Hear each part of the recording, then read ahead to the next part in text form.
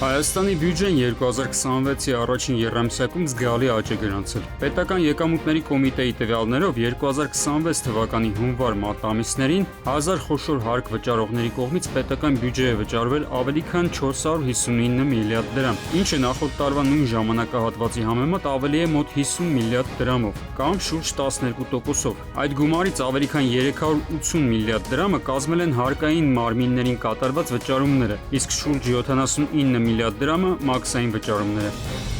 Մարդու իրավունքների պաշտպանի գրասենյակի աշխատակիցները չհայտարարված այց են կատարել Խարբերդ մանկատուն։ Նրանք բացահայտել են տարիներով չլուծված լուրջ խնդիրներ։ Հաստատությունում շարունակում են խնամք ստանալ 18-ից բարձր տարիքի հաշմանդամություն ունեցող անձինք, երեխաների համար նախատեսված ենթակառուցվածքներում, առկա են բնակելի տարածքի սանիտարահիգիենիկ պայմանների բացակայություն, կան աշխատակազմի պակասի եւ ծանրաբեռնվածության խնդիրներ։ ՄԻՊ հաղորդագրությունում նշվում է, որ նույն խնդիրներն արձանագրվել էին նաեւ նախորդ այցերի ընթացքում։ Օմբուդսմենի գրասենյակը շեշտում է, պետության կողմից հաշմանդամություն ունեցող անձանց շուրջօրյա խնամքի համակարգի խորքային բարեփոխումների անհետաձգելի անհրաժեշտությունը։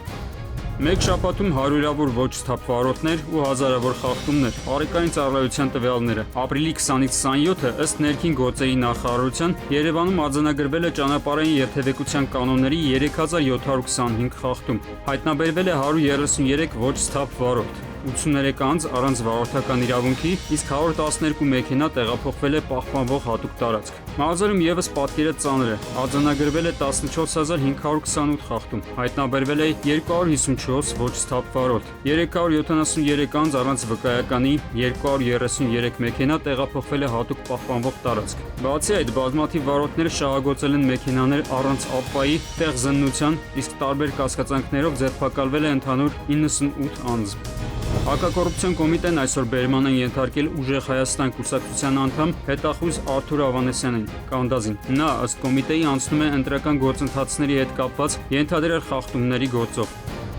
Դատարանը պարտավորեցրել է քրեական վարույթ սկսել Մայրաթոռում խուլիգանության դեպքի առնչությամբ։ 2025 թվականի դեկտեմբերի 18-ին Մայրաթոռ Սուրբ Էջմիածնում տեղի ունեցած խուլիգանության առնչությամբ քննչական մարմինների քրեական գործ հարուցելու մերժման կապակցությամբ դատարանը նշել է, որ չեն ձեռնարկվել բավարար քայլեր դեպքի իրական հանգամանքները պարզելու համար։ Մարդկանց բազմության ներկայությամբ ագրեսիվ վարքը, հայհոյանքները եւ հասարակության նկատմամբ բացահայտ անհարգալից վերաբերմունքը պարունակում են առերևույթ հանցանքի հատկանիշներ։ Քրեակատարողական ծառայության կենտրոնի մարմնի օպերատիվ վարչության Վանաձոր տարածքային բաժնի պետը տեսահասկման ժամանակ նկատել է, որ կարճատև տեսակցությունների համար նախատեսված սենյակում ազատազրկված անձի հետ հանդիպման եկած քաղաքացին դրսևորել է կասկածելի եւ տարօրինակ վարքագիծ։ Այդ քաղաքացու խուզարկությամբ գոտկատեղի հատվածից հայտնաբերվել է 1 փաթեթ, ընդհանուր 41.5 գրամ քաշով։ Սնուցությամբ պարզվել է, որ փաթեթում առկա են մարիխուանա տեսակի թմրամիջոցի նմանվող դեղնականաչավուն բուսական զանգվածով 2 առանձնացված փաթեթ եւ եւս 2 փաթեթ 17.2 գրամ ընդհանուր քաշով, սպիտակ փոշենման զանգվածներով։ Քաղաքացին ձերբակալվել է։